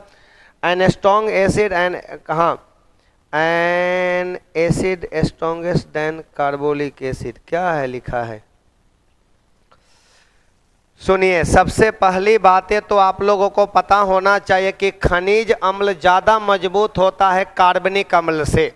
तो बताइएगा, यहाँ पर कह रहा है कि एक नहीं, ये तो गड़बड़ हो गया एक अम्ल जो कार्बोनिक अम्ल से, एक अम्ल जो कार्बोनिक अम्ल से प्रबल है, फिनॉल कार्बोनिक अम्ल, कार्बोनिक अम्ल ये है, तो कहिएगा एक अम्ल जो कार्बोनिक अम्ल से दुर्बल होती है, तो दुर्बल है कि प्रबल है, ये इसका जवाब आप लोग बता दीजिएगा कौन सा आने वाली है। तो कह दीजिएगा कि एक अम्ल जो कार्बोनिक अम्ल, कार्बोनिक अम्ल का सूत्र होती है H2CO3 से दुर्बल होती है, ये दुर्बल अम्ल है। ऐसे अगर एसिडिक स्ट्रेंथ की बात करेंगे तो कह दीजिएगा ना कि ये मजबूत होती है। एसिडिक स्ट्रेंथ की बात करेंगे, एसिडिक स्ट्रेंथ की बात किया जाए तो ये कह दीजिएगा H2CO3 ग्रेटर देन आपका C6H5OH होती है। ये बहुत इंपॉर्टेंट बातें लिखे हैं, वो कमज़ोर बातें नहीं हैं, बातें ज़बरदस्त हैं ये सी नंबर ऑप्शन सही हो जाएगा ये। अगले नंबर पर आते हैं, प्रकाश संश्लेषण क्रिया में कौन सा जटिल इलेक्ट्रॉन स्थानांतरण में भाग लेता है? इलेक्ट्रॉन स्थानांतरण में भाग लेता है हीमोसाइनिन, नहीं ये भी नहीं, ये वाला याद रखिएगा, याद करने वाला चीज़ है। प्लास्टोसाइनिन, प्लास्टोसाइनिन भाग लेता है इलेक्ट्रॉन स्थानांतरण में, यही भाग लेती है। तांबे के क्रिस्टल में 2n परमाणु है, ये याद रखना यार, इसको याद रखना है। तांबे के क्रिस्टल में 2n परमाणु है, इसमें अष्टफलकीय छिद्रों की संख्या कितना होगा? उतना ही होती है, 2n के बराबर, याद रखिएगा इसको। लीजिए, निम्नलिखित में कौन सा सम इलेक्ट्रॉनिक एवं सम स्ट्रक्चरल, आपका सम आइसो स्ट्रक्चरल है? आइसो स्ट्रक्चरल, सबसे पहले तो आइसो इलेक्ट्रॉनिक्स निकालिए आप लोग। आइसो इलेक्ट्रॉनिक्स जिसमें इलेक्ट्रॉन की संख्या समान है, हम यहाँ लिखने जा रहे हैं, उसी से पता चल जाएगा। NO3 माइनस तो कौन इलेक्ट्रॉन होगा इसमें? 7 + 8 के 24 + 1, ये देखिए 7 सबके, यानी कि इलेक्ट्रॉन की संख्या निकालना है तो जो परमाणु संख्या है वो लिख दीजिए। माइनस चार्ज रहेगा जोड़ हो तो उतना जोड़ दीजिएगा, प्लस चार्ज रहेगा तो घटा दीजिएगा। तो सब तो माइनसे में नहीं, माइनसे में सब है ना, तो एगो माइनस में नहीं है। देखिए तो इसमें क्या होगा, आपका 24 और 7 31 और 2 32 गो हो गया। फिर कहिएगा CO3 माइनस माइनस में, इसमें बता दीजिएगा को इलेक्ट्रॉन होगा। तो इसमें टोटल नंबर ऑफ इलेक्ट्रॉन होगा 6 + 24 + 2 बराबर 32 गो हो गया। तो हो तो गया हमारा आंसर। Cl3 माइनस दिया हुआ है, वो इसमें को इलेक्ट्रॉन होगा? इसमें इलेक्ट्रॉन बताइए, SO3 में इलेक्ट्रॉन की संख्या तो 16 प्लस कितना बोलिएगा, 8 का 8 के 24 कितना हो जाएगा? 16 + 24 तो कहिएगा 6 4 10 और यहाँ 2 1 3 1 4 हो जाएगा 40, होगा नहीं, यही दोनों आंसर हो जाएगा हमारा। है कोई ऑप्शन? तो कहिएगा हाँ, 1 नंबर ऑप्शन है। ऐसा क्वेश्चन आसान क्वेश्चन में आती है। कौन इसमें सम इलेक्ट्रॉनिक्स है? इसमें इलेक्ट्रॉन की संख्या समान किस किस पेयर में है? तो दोनों में टोटल नंबर ऑफ इलेक्ट्रॉन समान है, इसलिए ये सम इलेक्ट्रॉनिक्स कहलाएंगे, आइसो इलेक्ट्रॉनिक्स कहलाते हैं। अगला सवाल देखिए, बहुत अच्छा सवाल है, मोस्ट VVI। यदि देखिए किसी रेडियोधर्मी तत्व से एक अल्फा कण और 2 बीटा कणों के उत्सर्जन का परिणाम क्या है? अगर किसी रेडियो एक्टिव एलिमेंट से एक अल्फा कण और 2 बीटा कण निकलता है तो बताइए क्या मिलेगा हमें? बहुत अच्छा सवाल है। बिहार यहाँ से कबाड़ कर क्वेश्चन पूछता है, ठीक ना, यहाँ से क्वेश्चन बिहार ना कबाड़ कर पूछता है और जवाब भी आप लोग उजाड़ कर दीजिएगा। यहाँ से क्या कह रहा है? यहाँ पर कह रहा है, हम यहाँ पर सिंपल सी बात आपके लिए कर रहे हैं, लीजिए हम समझाने वाली बातें कर रहे हैं।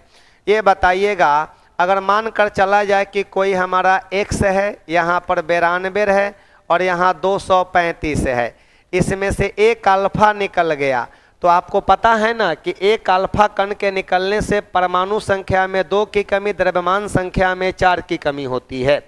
तो अब यहाँ पर ही बता दीजिएगा ये मान कर चलिए कि y बन गया, तो यहाँ एक अल्फा निकला तो ये 90 हो गया, ये 231 हो गया। 4 घटेगा ना इसमें से, तो कहिएगा हाँ, इसमें से 4 घट जाएगी हमारा। अब लीजिए बोलिए।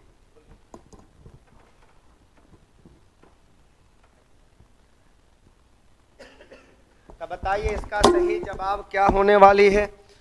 अब लीजिए यहाँ पर आप लोग बताइएगा कि एक अल्फा कण निकल गया तो इसमें से 2 घटेगा, इसमें से 4 घटेगा, और इसमें से क्या कर दीजिएगा कि 2 गो बीटा भी निकाल दीजिए। फिर कह रहा है ना 2 गो बीटा, तो 2 गो बीटा कण भी निकाल दीजिए। बीटा कण के निकालने से द्रव्यमान संख्या पर कोई फर्क नहीं पड़ता है, तो इस पर कोई फर्क नहीं पड़ेगा। इस पर इसमें से बीटा निकल रहा है वाई में से, तो ये मानकर चलिए कि ये हमारा बन गया के बन गया। चलिए के बन गया, लेकिन परमाणु संख्या में एक बीटा कण के निकलने से 1 गो बढ़ता है, तो 2 गो निकल रहा है, तो 2 गो तो ये 92 हो गया और 231 हो गया।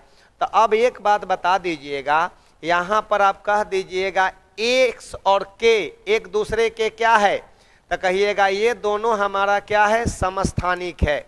ये दोनों हमारा समस्थानिक है और ये दोनों हमारा क्या है, समभारिक है, क्योंकि दोनों का द्रव्यमान संख्या सेम। लेकिन यहाँ पर बताइएगा दोनों के नाभिक में प्रोटॉन की संख्या सेम है। तो समस्थानिक का निर्माण कैसे होता है, तो एक अल्फा तथा 2 बीटा कण के निकलने से रेडियो सक्रिय समस्थानिक का निर्माण होता है, और कितनाहु बीटा को निकाल दीजिएगा रेडियो सक्रिय समभारिक का निर्माण होता है। तो कह रहा है कि एक अल्फा 2 बीटा कण निकलेगा तो क्या बनेगा, समस्थानिक बनेगा, आइसोटॉप्स का निर्माण होती है। आइसोटॉप्स, आइसोटॉप्स का निर्माण होगी भाई मेरे। तो कहिएगा जनक तत्व एक समस्थानिक है, जनक तत्व एक समभारिक है। तो कहिएगा जनक तत्व, जनक वो है पेरेंट, पेरेंट है ना भैया, पेरेंट वाले की बात कर रहा है, पेरेंट। कहिएगा कि जनक तत्व सम न्यूट्रॉनिक है। क्या न्यूट्रॉन की संख्या इसमें सेम है, जरा देखिए तो न्यूट्रॉन इसमें कितना आ रहा है, इसमें तो न्यूट्रॉन हो जाएगा इसमें 143 हो जाएगा, और इसमें न्यूट्रॉन कितना हो जाएगा, 231 में से 92 जाएगा, तो कह दीजिएगा 11 में से 2 जाएगा 9, और यहाँ पर हो जाएगा 2 12, 12 12 में से 139। गलत हो गया ना ये, नहीं। तो कहिएगा कि सर ये एक दूसरे के क्या होंगे, समस्थानिक होंगे। 1 नंबर ऑप्शन कबाड़ कर आंसर हो गया, आंसर बन गया ना 1 नंबर आंसर, एकदम सही जवाब आ गया। आइसोटॉप, सही जवाब आइसोटॉप। आंसर पर मत जाइएगा आप लोग, आंसर को देखना ही नहीं है। हम जो बतला रहे हैं वो कॉन्सेप्ट, हमें वैसा शिक्षक नहीं बुझिएगा कि हम आपको कॉन्सेप्ट देंगे, आपको कॉन्सेप्ट देंगे, आप एग्जाम में कॉन्सेप्ट के आधार पर बना कर आइए, सब का सब सही बनेगा आपसे। लीजिए हाँ, अगले नंबर पर आते हैं। निम्न में से किसका प्रयोग गाड़ियों के रेडिएटर में प्रति हिम कारक के रूप में किया जाता है, एंटी फ्रीजर के रूप में, एंटी फ्रीजर के रूप में किसका, तो अभी अभी तो बताए हैं ग्लिसरीन ट्राइनाइट्रेट का, नहीं यार ग्लाइकोल का, तो नहीं ग्लाइकोल नहीं, इथाइलिन ग्लाइकोल का यूज किया जाता है। आपका मोनोसोडियम ग्लिसरॉल का नहीं, इथाइलिन ग्लाइकोल का, इसमें से कोई नहीं। तो कहिएगा एंटी फ्रीजर के रूप में हम लोग करेंगे इथाइलिन, ETHYLENE ग्लाइकोल, GLYCOL आपका ग्लाइकोल का, इथाइलिन ग्लाइकोल का। एक जगह तो दिए थे हम आपको इथाइलिन ग्लाइकोल, एक जगह हम लिखे भी थे कहीं पर, हाँ इथाइलिन ग्लाइकोल कहीं था हमारा जी, कहीं हम लिखे थे इथाइलिन ग्लाइकोल। अरे भाई यहाँ तो हो गया इथाइलिन ग्लाइकोल है ना यहाँ पर, तो ये आ गया। तो रिपीट किया कि नहीं, क्वेश्चन रिपीट नहीं किया, यहाँ पर आपको कॉन्सेप्ट रिपीट कर गया यहाँ पर, ठीक ना। हाँ तो ये बताइएगा इथाइलिन ग्लाइकोल का यूज किया जाता है। C2H6O2 होती है, इसका सूत्र क्या होती है, C2H6O2। तो देखिए बन गया ना यहाँ पर, यही ना बातें हैं यहाँ पर। तो देखिए यह होता है C2H6O2 होती है, यही तो है हमारा, 2 गो हाइड्रोक्सी समूह होता है इसमें। तो इसमें से कोई नहीं होगा, नहीं होगा ना। विलयन की सांद्रता प्रदर्शित करने वाले, विलयन की सांद्रता प्रदर्शित करने वाले निम्न पदों में से कौन सा ताप पर निर्भर नहीं करता है? टेम्परेचर पर निर्भर मोलरता नहीं करता है। मोलरता नंबर ऑफ मोल पर लीटर होती है ना, मोलरता करेगा, नॉर्मलता करेगा, लेकिन मोलारिटी नहीं करती है। और याद रखेंगे मोलरता बराबर होती है मोलरता मोलारिटी। मोलारिटी की बात करते हैं तो कहिएगा नंबर ऑफ मोल पर लीटर होती है। नंबर ऑफ मोल पर लीटर होती है मोलरता, नंबर ऑफ मोल पर लीटर होती है। इसी को हम लोग मोलरता के नाम से जानते हैं, नंबर ऑफ मोल पर लीटर होती है। ये निर्भर नहीं करती है। एकदम सही जवाब हो गया।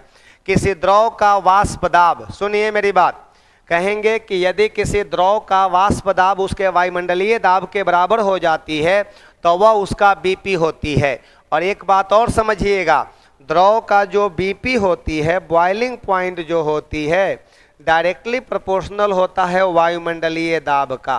किसके? तो वायुमंडलीय दाब का होती है, एटमॉस्फेरिक प्रेशर का होती है। एटमॉस्फेरिक प्रेशर का वायुमंडलीय दाब के बढ़ने से द्रव का बीपी बढ़ेगा, वाष्प दाब के बढ़ने से भी बताइएगा वाष्प दाब बढ़ेगा तो यहाँ पर द्रव का बीपी भी बढ़ेगा। तो क्या कह रहा है कि तापमान पर निर्भर नहीं करता है, तापमान में वृद्धि से बढ़ता है तापमान। तो कौन आंसर आने वाली है? तो कहिएगा वृद्धि से बढ़ेगा। ये वृद्धि से क्या होगा? तो कहिएगा हाँ वृद्धि से क्या होने वाली है? तो बढ़ता है, ये वृद्धि से बढ़ेगा ये। चलिए कौन नंबर हो गया आंसर हमारे प्रश्न का? सही जवाब, सही जवाब बता दीजिएगा कौन सा आंसर होने वाली है? बी नंबर ऑप्शन सही है। अगले नंबर पर आते हैं। एसिटिलीन में होते हैं, यह बहुत अच्छा सवाल है, सिग्मा पाई की बात किया जा रहा है। ये बताइएगा C2H2 होती है, इसी का नाम है एथाइन। ETHYN, अरे यार इथाइन, ETHYN इथाइन होती है। यहाँ पर इसी को कॉमन नाम में एसिटिलीन के नाम से जानते हैं। एसिटिलीन होती है, ये क्या होती है? एसिटिलीन होती है। इसका स्ट्रक्चर बनाइएगा तभी ये पता चलेगा कि सिग्मा बॉन्ड कोगो होगा, इसमें पाई बॉन्ड कितना होगा। तो बताइएगा C ट्रिपल बॉन्ड C और यहाँ हाइड्रोजन, यहाँ पर भी हाइड्रोजन। इसमें बताइएगा सिग्मा बॉन्ड कोगो, सिग्मा बॉन्ड बराबर कहिएगा 1 2 3 गो। इसमें पाई बॉन्ड की संख्या कोगो, तब पाई बॉन्ड की संख्या इसमें 2 गो होती है। कार्बन का हाइब्रिडाइजेशन कितना होगा? यहीं पर पूछ देंगे कि कार्बन का प्रसंकरण की बात करते हैं तो ये sp होती है, हाइब्रिडाइजेशन। प्रसंकरण को क्या बोलते हैं? हाइब्रिडाइजेशन। और आप लोग अपना आंसर बताइएगा। आप लोग अपना आंसर बता दीजिएगा कौन सा होने वाली है। तो कह दीजिएगा कि सिग्मा बॉन्ड हमारा 3 गो, पाई बॉन्ड 2 गो। हमारे प्रश्न का सही नंबर पहला नंबर ही आ गया। आ गया ना पहला नंबर? हाँ भाई मेरे पहले नंबर आ गया। अगले नंबर पर आइएगा। रेलगाड़ी जब स्टेशन पर पहुंचती है तो वह अपनी स्वाभाविक ध्वनि आवृत्ति से बढ़ती हुई लगती है, इसका कारण क्या है? देखिए डॉपलर का प्रभाव पढ़े हैं। डॉपलर का प्रभाव जो होती है ये ध्वनि और प्रकाश दोनों पर लागू होती है। और डॉपलर के प्रभाव में आप लोग देखिएगा तो जब ध्वनि स्रोत तथा श्रोता, ध्वनि स्रोत माने क्या हुआ? सुनने वाला, और श्रोता, ध्वनि स्रोत और श्रोता के बीच आपेक्षिक गति के कारण उसकी आवृत्ति में होने वाले उतार चढ़ाव को ही डॉपलर का प्रभाव कहा जाता है। मतलब कि ध्वनि स्रोत तथा श्रोता के बीच आपेक्षिक गति के कारण उसकी आवृत्ति में उतार चढ़ाव होता है। आवृत्ति कभी बढ़ जाता है, कभी घट जाता है। इसी को हम लोग डॉपलर का प्रभाव कहते हैं। कहा जाता है कि जब ध्वनि स्रोत और श्रोता के बीच की दूरी घटती है तो आवृत्ति बढ़ जाती है, और जब दोनों के बीच की दूरी बढ़ती है तो आवृत्ति घट जाती है। जैसे हम रेलवे प्लेटफॉर्म पर खड़े हैं और उधर से एक ट्रेन सीटी देती हुई मेरी ओर आ रही है, तो हमें उसकी आवृत्ति बढ़ा हुआ मालूम होगा कि घटा हुआ? तो हमें उसकी आवृत्ति बढ़ा हुआ मालूम होगा। कैसा? बढ़ा हुआ मालूम होगा। उसकी आवृत्ति हमें बढ़ा हुआ मालूम होगा, इसलिए कि आपका ध्वनि स्रोत और श्रोता के बीच की दूरी क्या हो रही है? घट रही है। तो कहा जाए कि ध्वनि स्रोत तथा आपका ध्वनि स्रोत तथा श्रोता के, यहाँ लिख दे रहे हैं ध्वनि ध्वनि स्रोत तथा श्रोता के ध्वनि स्रोत, साउंड सोर्स एंड सुनने वाला, श्रोता के ध्वनि स्रोत तथा श्रोता, ध्वनि स्रोत तथा श्रोता के बीच आपेक्षिक गति के कारण, आपेक्षिक गति के कारण ध्वनि की आवृत्ति में होने वाले उतार चढ़ाव को, ध्वनि की आवृत्ति में होने वाले उतार चढ़ाव को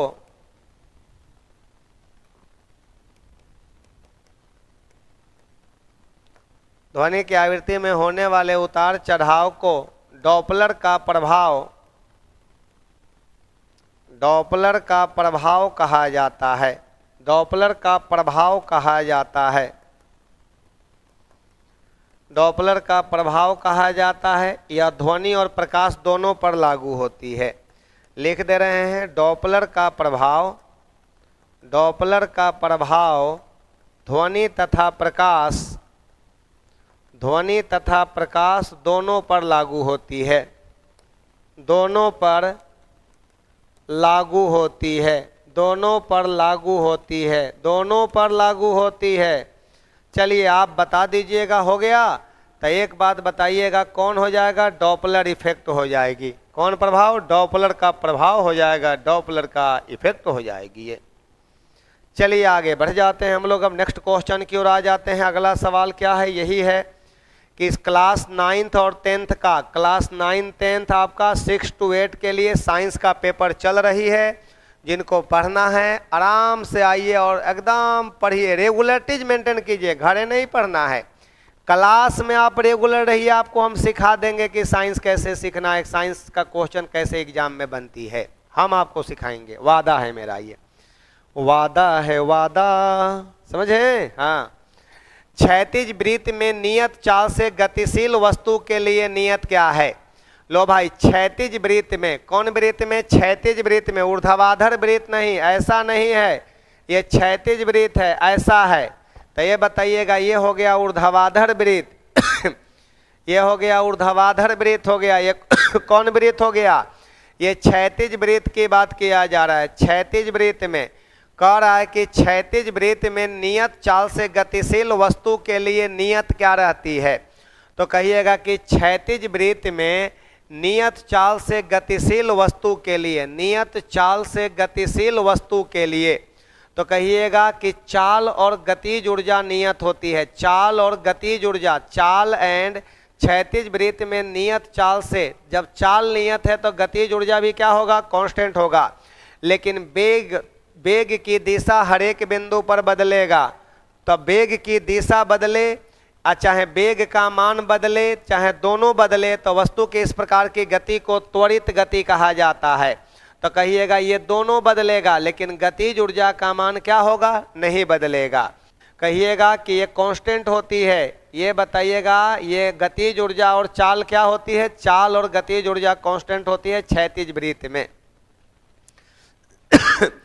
अब लीजिए अगला सवाल है कि अवतल दर्पण के विभिन्न उपयोगों के संदर्भ में निम्नलिखित कथनों पर विचार कीजिए। कौन दर्पण है? अवतल दर्पण का। ये तो आप लोग बहुत बार रटे होंगे ना। चिकित्सकों द्वारा आंख, कान, नाक और गले का निरीक्षण करने के लिए, चिकित्सक में कौन चिकित्सक?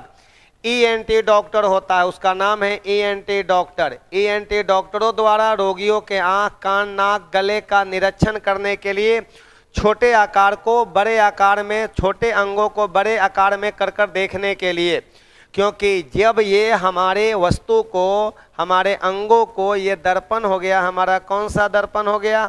तो कहिएगा कि ये रहा हमारा सर, ये रहा हमारा, ये रहा P, यहाँ पर रहा F, यहाँ पर रहा C। और जब हमारे अंगों को ये दोनों के बीच में रखता है, दोनों के बीच में जब रखेगा तो इसका प्रतिबिंब दर्पण के पीछे बनता है, काल्पनिक बनता है, सीधा बनता है। तो बताइए, वाहन चालकों के पीछे देखने के लिए वाहन के पश्च दर्पण, मिरर, आपका साइड मिरर के रूप में नहीं, तब बताइएगा यहाँ पर हम लोग यूज करते हैं उत्तल दर्पण का यूज करते हैं। कौन दर्पण? उत्तल दर्पण का प्रयोग करेंगे यहाँ पर। कौन दर्पण? उत्तल दर्पण का प्रयोग करते हैं। तो बता दीजिएगा आपके प्रश्न का सही जवाब क्या आएगा? केवल 2 नंबर आ जाएगा। निम्नलिखित युग्मों पर विचार कीजिए। विचार करना है जी। वाहन, वाहन सरल रेखीय गति, वाहन जो होता है सरल रेखीय गति। हाँ भाई, वाहन को अगर एक सीधी रेखा पर चलाइएगा तो सरल रेखीय गति तो होगा ही होगा, एकदम होगा, सरल रेखीय गति होगा। अब एक बात बताइएगा, कर कि पंखा आवर्ती गति, पंखा आवर्ती गति नहीं करती है। ये पंखा को आप वृत्तीय गति के रूप में भी ले सकते हैं, लेकिन हाँ वृत्तीय गति भी ले सकते हैं आप लोग, वृत्तीय गति भी ले सकते हैं। अगर देखा जाए तो दोलनी गति भी ले सकते हैं आप लोग, वृत्तीय गति भी ले सकते हैं, दोलनी, लेकिन ज़्यादातर वृत्तीय ही मारिएगा। झूला वर्तुल गति, सर्कुलर मोशन, गलत है। झूला की बात करते हैं तो झूला जो होती है ना, ये हमारा दोलनी गति में आ गया। किस में आ गया? दोलनी गति में इसको ले लीजिएगा, दोलनी गति में। तो बताइएगा ऐसा कोई ऑप्शन है कर कि उनमें से कौन सुमेलित आपका है? सुमेलित कौन है इसमें से? तो कहिएगा सुमेलित इसमें से आपका उपयुक्त में से कौन सा सुमेलित है? सुमेलित है तो केवल एक है। सुमेलित कौन है? तो केवल एक हमारा सुमेलित है, बाकी दोनों सुमेलित नहीं है। नहीं ना, सुमेलित नहीं। लीजिए अगले नंबर पर आ जाता है, व्यक्ति का भार उस लिफ्ट में अधिक होगा। बताइए, व्यक्ति का भार उस लिफ्ट में अधिक होगा। कितने का आया आंसर? किन्हीं को कोई दिक्कत नहीं ना है? एक बार हमें जरूर बताइएगा आप लोग, एक साथ सब लोग बताइएगा, किन्हीं को कोई दिक्कत नहीं ना है? दिक्कत नहीं ना है तो ये बता दीजिएगा आप लोग जरूर। एक बार आप लोग ये डबल इस तरह का आप लोग सिंबल देखकर बताइए, कोई दिक्कत नहीं ना है। एक बार जरूर बताइए आप लोग। व्यक्ति का बताइए जल्दी, हम देखना चाह रहे हैं। यहाँ देखिए, व्यक्ति का भार उस लिफ्ट में अधिक होता है जो एक समान त्वरण ए से ऊपर जाता है। तो एक समान त्वरण स्थिर वेग से ऊपर की ओर चलता है, भार में कोई परिवर्तन नहीं। यहाँ पर कहिएगा भार में कोई परिवर्तन नहीं, कोई परिवर्तन नहीं, कोई परिवर्तन नहीं होगा। ठीक ना? एक समान वेग से ऊपर जाए या एक समान वेग, स्थिर वेग से नीचे आए, कहिएगा नो, भार में कोई परिवर्तन नहीं, भार में कोई परिवर्तन नहीं होगा, कोई परिवर्तन नहीं होगा। एक समान वेग से ऊपर जाए चाहे नीचे आए, पर ऊपर की ओर त्वरित होने पर भार में वृद्धि, कहिएगा भार में वृद्धि होती है। एक समान त्वरण ए से ऊपर जाएगा तब भार में वृद्धि होगा। सही जवाब सी नंबर आ गया आंसर आपका। बहुत अच्छा। महिला की आवाज तीक्ष्ण क्यों होती है? महिला की आवाज पतली क्यों होती है, श्रील क्यों होती है? यही ना सवाल है। चलिए बहुत अच्छा, कोई बात नहीं। आपका कौन है? जलंधर सिंह। चलिए भाई, पढ़ने वाले स्टूडेंट के लिए तो भाई हम तो काल हैं, ठीक ना? पढ़ जाइए, पढ़कर कंप्लीट कीजिए। देखिए, अगर कोई आपको शिक्षक करा रहा है डिस्कशन, तो डिस्कशन से पता हो जाना चाहिए कि शिक्षक का क्या एथी है, ठीक ना? हमारा काम है, मैं आपको अच्छी तरह से डिस्कशन करूंगा, हर एक बातों को तोड़ तोड़ कर बताऊंगा आपको। कर कि महिला की आवाज़ जो होती है तीक्ष्ण क्यों होती है, पतली क्यों होती है? तो कहिएगा कि एगो होती है हमारा तारत्व होती है, तारत्व को हम पीच कहते हैं। एक दिन और बताए थे आप लोगों को, पीच। कहिएगा इससे किसी ध्वनि को पतला और मोटा समझा जाता है। कहिएगा कि ये तारत्व जो होती है डायरेक्टली प्रोपोर्शनल होता है आवृत्ति का, आवृत्ति ज़्यादा तो पिच ज़्यादा। कहिएगा इससे किसी ध्वनि को पतला तथा मोटा समझा जाता है। पतला माने श्रील तथा मोटा माने ग्रेव। मोटा माने क्या होता है? ग्रेव, GRAVE, ग्रेव समझा जाता है।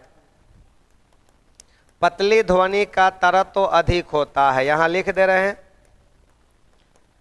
पतली ध्वनि का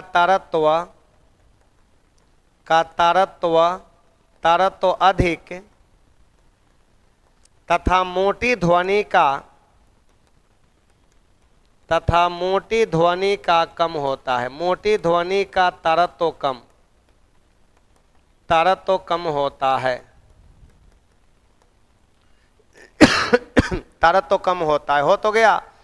महिलाओं की आवाज तीक्ष्ण क्यों होती है? क्योंकि उसका पीच ज्यादा होता है। और जब महिलाएं बहुत पतला बोलती है यार, क्योंकि पीच ज्यादा होता है। ठीक ना? हाँ, चलिए आगे बढ़ जाते हैं हम लोग, नेक्स्ट क्वेश्चन की ओर आ जाते हैं। कॉम्पैक्ट डिस्क आपका सामग्री भंडारण की कौन सी प्रणाली है? कॉम्पैक्ट डिस्क जो होती है, एक कॉम्पैक्ट डिस्क सीडी भंडारण की कौन सी प्रणाली है? चुंबकीय होती है कि हमारा, कौन पूछ रहा है, चुंबकीय होती है कि कौन प्रणाली है? ये बता दीजिएगा आप भाई। कॉम्पैक्ट डिस्क वाला बता दीजिए सही सही जवाब। चुंबकीय भी होती है ना? चलिए कौन सा आंसर आने वाली है, जवाब दीजिए। कॉम्पैक्ट डिस्क भंडारण की कौन सी प्रणाली है? चुंबकीय, प्रकाशीय, विद्युतीय। तो इसको तो आप लोग गोली मार दीजिए, इसको तो गोली मारिए, विद्युतीय को तो गोली मारिएगा। तो एक कॉम्पैक्ट डिस्क डेटा भंडारण के लिए, कौन भंडारण? डेटा भंडारण। एक आपका मुख्य रूप से अगर देखा जाए तो ऑप्टिकल में आती है। किस में आती है? ये ऑप्टिकल के अंतर्गत आती है। ऑप्टिकल के अंतर्गत इसको रख दीजिएगा, ऑप्टिकल के अंतर्गत रखिए इसको। चलिए आप प्रक्षालन मशीन, देखिए, अरे बाबा, वॉशिंग मशीन। वॉशिंग मशीन का हिंदी नाम क्या है?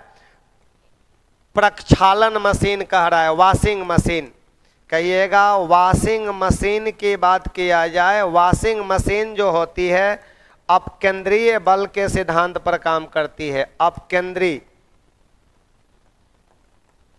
बल, तो बताइएगा, वॉशिंग मशीन जो है अपकेंद्रीय बल के सिद्धांत पर काम करती है। अपकेंद्रीय बल, अपकेंद्रीय बल, केंद्रीय बल के सिद्धांत पर आधारित है।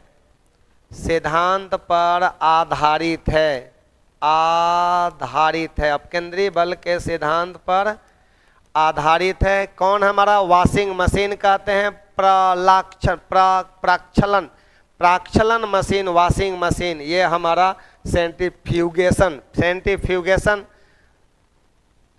चलिए डिफ्यूजन नहीं, गलत हो जाएगा।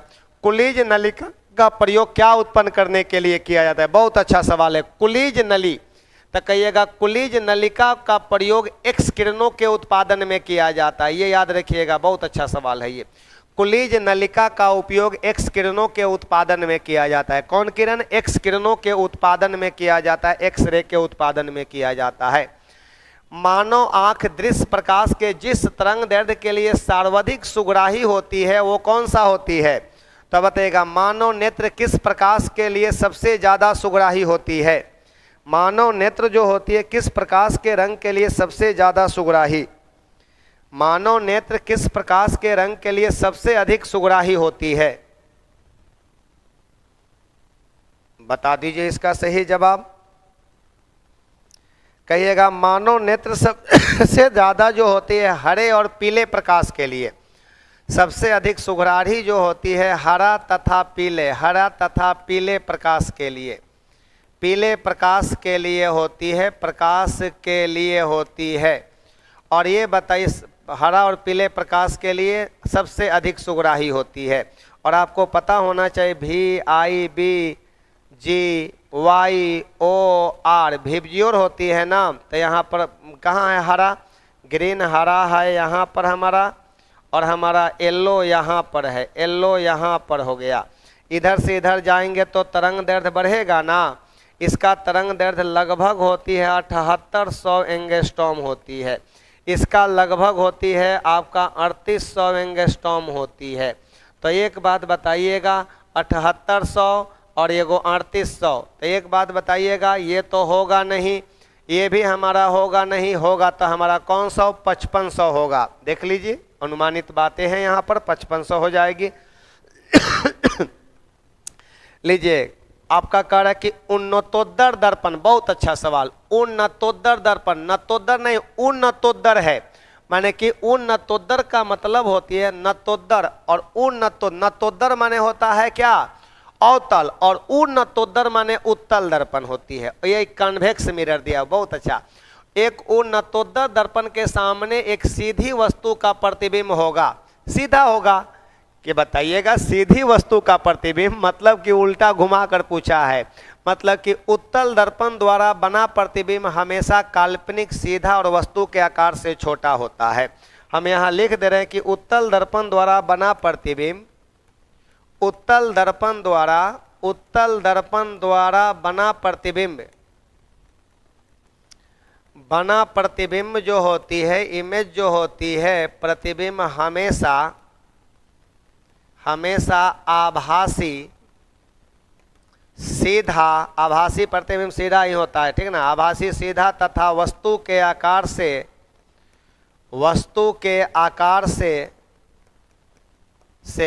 छोटा होता है, वस्तु के आकार से छोटा होता है।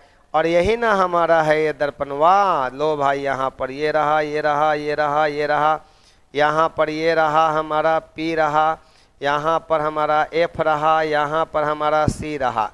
तो जब भी ये प्रतिबिंब बनाएगा दोनों के बीच में ही बनाएगा। दोनों के कहाँ बनाएगा? तो हुजूर दोनों के बीच में ही बनाएगा हमारा, ठीक है। हाँ, एकदम ठीक है।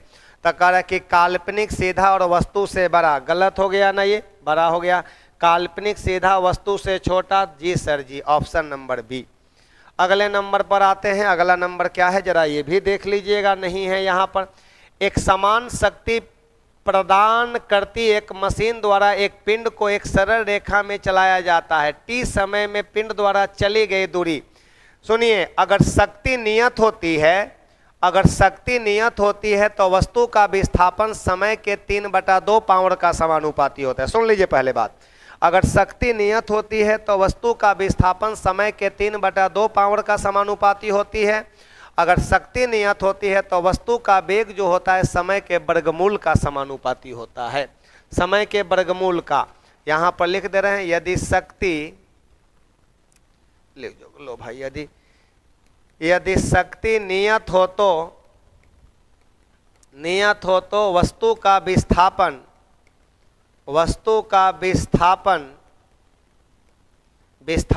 s समय के 3/2 पावर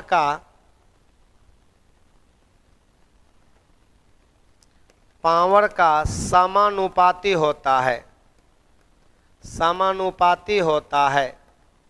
मतलब हमारा ये रहा कि ये जो हमारा होती है S डायरेक्टली प्रोपोर्शनल T का पावर 3/2, यही बातें हैं।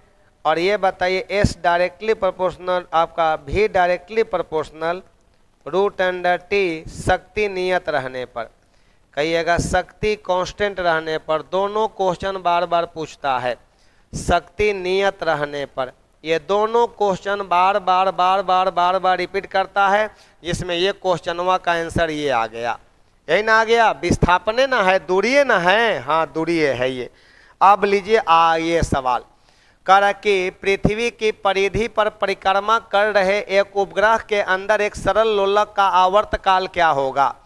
बताइएगा। उपग्रह के अंदर में हमारा G का मान क्या होती है? 0 मीटर पर सेकेंड होती है। और ये बताइए T बराबर 2 पाई √L/G होती है। G का मान 0 होगा, तो बताइए G बराबर 0 हो तो आवर्तकाल T का मान अनंत हो जाएगी, इन्फिनाइट हो जाएगी। और सही जवाब हमारा आ गया, इन्फिनाइट आ गया ना, ये एकदम सही जवाब। लीजिए अगले नंबर पर आ जाते हैं। डीसी मोटर में आर्मेचर धारा तब अधिकतम होती है। देखिए एगो ट्रेडिशनल क्वेश्चन आ गया आपके लिए, तो ये खैर इसको आप लोग मत याद रखिएगा, डीसी मोटर में आर्मेचर धारा अधिकतम तब होती है जब मोटर अधिकतम चाल प्राप्त कर चुका हो।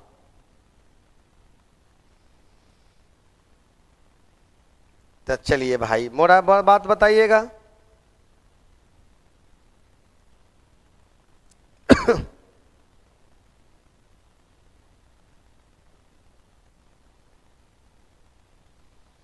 ये नहीं याद रखिएगा, ट्रेडिशनल क्वेश्चन है आपके लिए, ठीक ना। हाँ ट्रेडिशनल क्वेश्चन है, इसको नहीं याद रखना है, इसको नहीं याद रखना है, आपके लिए नहीं है। चलिए इसको मत याद रखिएगा, ये क्वेश्चन आपके लिए नहीं है, मोटर के लिए क्वेश्चन है ये, ठीक ना। डीसी मोटर में आर्मेचर धारा तब अधिकतम होती है, ये बताइएगा। डीसी मोटर में आर्मेचर धारा तब अधिकतम होती है, कौन धारा है, कह दीजिएगा। डीसी मोटर में आर्मेचर धारा तब अधिकतम होती है, अधिकतम होती है जब शुरुआत करती है, जब अधिकतम चाल प्राप्त कर चुकी हो, कि नहीं शुरुआत करते समय होती है, शुरुआत करते समय होती है, शुरुआत करते समय होती है, शुरुआत करते समय होती है। अभी चालू हुआ हो, जस्ट स्टार्टेड, बीच की चाल पर होती है, नहीं। कौन नंबर हो जाएगा आंसर इसका, तो कह दीजिएगा कि जी सर जी वहाँ बैक ईएमएफ की बात करते हैं ना। हाँ, कितने का आया, अधिकतम चाल प्राप्त कर चुकी होती है, अभी चालू हुआ हो बीच की चाल पर, अभी चालू हुआ हो बीच की चाल पर, तो ये होगा नहीं। अधिकतम अभी चालू हुआ हो, शुरुआत की चाल पर इसमें मैक्सिमम धारा होती है। कितने का आया, सही सही भाई, तो कहिएगा जैसे मोटर की चाल बढ़ती है आर्मेचर धारा क्या करती है, घटती है। जैसे कहिएगा कि आपका जब मोटर की चाल बढ़ती है, हम यहाँ लिख दे रहे हैं, जब मोटर की चाल बढ़ती है, चाल बढ़ती है तो आर्मेचर धारा घटती है, धारा घटती है, आर्मेचर धारा घटती है। जब चाल बढ़ेगी तो अधिकतम चाल होगा तो आर्मेचर धारा तो लगभग शून्य के आसपास ना पहुंच जाएगा, तो कहिए अभी भी चालू हुआ हो, बी नंबर ऑप्शन सही होगा, बी नंबर ऑप्शन दीजिएगा। हाँ, ये ट्रेडिशनल क्वेश्चन है, यहाँ बैक ईएमएफ बताएंगे ना, बैक ईएमएफ होती है, आरोपित ईएमएफ होती है, वहाँ पर है आर्मेचर धारा क्या है, आर्मेचर आपका यहाँ पर प्रतिरोध क्या है, ये सब बताएंगे, तभी आप लोग को यहाँ बेटर समझ में आएगी। ये आपका क्वेश्चन नहीं है, सिंपली आपसे क्वेश्चन पूछेगा कि मोटर क्या है, तब मोटर का काम है ये विद्युत ऊर्जा को यांत्रिक ऊर्जा में बदलता है, और जनरेटर का काम है यांत्रिक ऊर्जा को विद्युत ऊर्जा में बदलना। बात समझ रहे हैं ना। चलिए, और किन्हीं को कोई डाउट है, एक बार जरूर आप लोग सेशन कैसा लगा आप लोग जरूर कमेंट्स में लिख कर भेजिएगा भाई, आपसे आग्रह है, निवेदन है, ठीक ना। हाँ, आप लोगों से आग्रह है, निवेदन है, जरूर एक बार सेशन कैसा लगा आप लोग लिख कर भेजिएगा, आग्रह है, निवेदन है आप लोगों से, ठीक ना। हाँ, ओके, थैंक यू।